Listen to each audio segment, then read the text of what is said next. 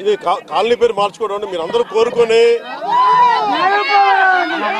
అలాగే మీరందరూ కోరుకొని ఒక నిమిషం కాలనీల పేర్లు ఎందుకు నాయకుల పేర్లు ఉండకూడదు చెప్తా. వాళ్ళ జేబులో డబ్బులు కాదు. అందుకని మనం చేయాల్సింది ఏంటంటే నేల కోసం పనిచేసిన నాయకుల పేర్లు పెడితే మంచిది.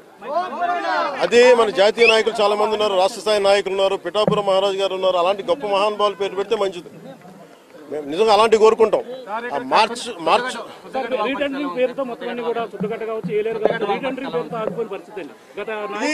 ఇప్పుడు మీకు డబ్బు మాకు పరిమితమైన డబ్బే ఉంటుంది. ఈ డబ్బుని మీరు ఎక్కడ ప్లాన్ చేయాలి? ఇక్కడ వీళ్ళు నిజంగా చెప్పాలంటే ప్రతి చోట మేము మనకి గత 2-3 సంవత్సరాల రోడ్ల మీద తిరుగుతున్నప్పుడు కూడా మీకు ఇదే తెలియజేశాను. ఉత్తరాంధ్ర కూడా వెళ్ళినప్పుడు ఈ ఇళ్ల కాలనీ పట్టాల పేర్ల మీద ఎంత దోపిడీ జరిగిందో మీ అందరికీ తెలుసు.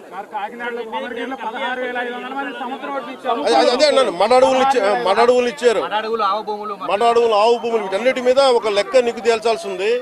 ఇప్పుడు క్లాసిక్ గా మీరు చూస్తే మీకు అర్థమవుతా ఉంది డబ్బు ఎలా దుర్వినియోగం జరిగింది. ఈ డబ్బు దుర్వినియోగం ఆపగలిగితే ఈ ఆధునీకరణ పనులన్నీ జరుగుతాయి. నేను దాన్ని మనస్ఫూర్తిగా నమ్ముతున్నాను.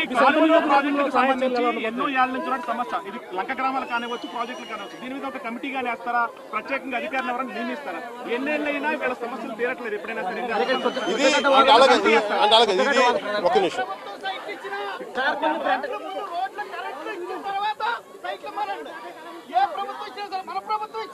కరెక్ట్. నేను అది ఏకీపిస్తాను నీ మాట. నిజంగా ఇన్ఫ్రాస్ట్రక్చరు, కరెంటు, లైట్లు, నీళ్లు, డ్రైనేజ్ లేకుండా లేఅవుట్లు వేయకూడదు. బేసిక్ అది మన ప్రభుత్వం అయినా సరే నేను అదే నమ్ముతాను.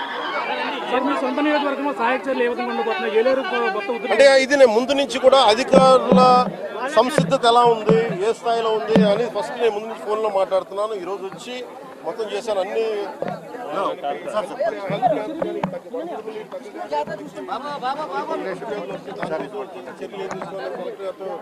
చెప్పినా కానీ చూడటం జరిగింది. అలాగే మీకు ప్రిపరేషన్ గురించి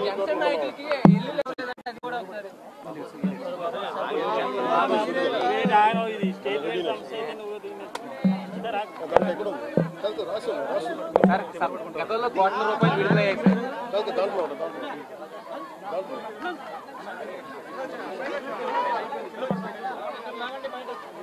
గతంలో కోట్ల రూపాయలు విడుదలయ్యాయి. సొంతగట్టు పనులు కానీ ఏలేరు ఆధునీకరణ పూర్తి చేయలేదు. కోట్ల రూపాయలు దీని శాశ్వత పరిష్కారం ఉండబోతుందా సార్? ఖచ్చితంగా ఇలాంటి వాటికి ఇది రిపీటెడ్గా ఇప్పుడు లాస్ట్ 2-3 దశాబ్దాలకు ఇదే నడుస్తూ ఉంటుంది. జనాభా పెరిగిపోయే కొద్దీ మనకి నష్ట తీవ్రత తెలుస్తూ ఉంటుంది. మనకి వ్యవసాయ భూమి వినియోగంలోకి వచ్చే కొద్దీ నష్టం తెలుస్తూ ఉంటుంది. దీని మీద ఇది ఒక్క పిఠాపురంకి సంబంధించిన ఎక్కడెక్కడ ఇలాంటి పరిస్థితులు ఉన్నాయి వీటన్నిటి మీద సమగ్రంగా ఒక కమిటీ చేయాలి.